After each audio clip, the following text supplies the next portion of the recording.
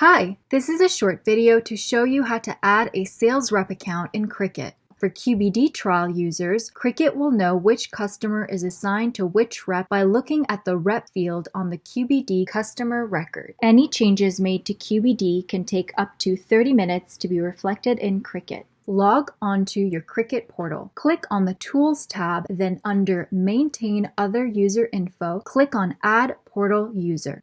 Under Relationship, select Rep. Crik-IT will display a list of your reps to choose from. Select one and fill out the requested information. If you are working with one of your sales rep during this evaluation, you can use your sales rep email address. However, if you are the one who wants to use the sales rep account during your trial, you must enter your email address. Click Create User to finalize the process. You will then receive a few emails from Crik-IT, which include the username for the rep account, as well as a link to set up the rep account password. Note that the link to set up the rep account password will expire in 24 hours if unused.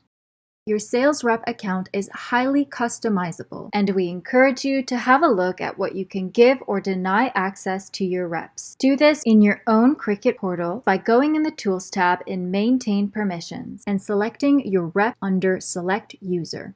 Check or uncheck the various checkboxes in different sections.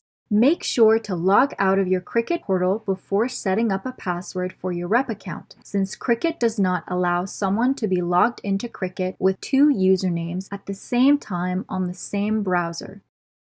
Thank you for watching this short video overview. We hope you found it useful. Giving us a call will save you lots of time. Tell us what your business needs and we'll let you know if Crik-IT is the right fit for you.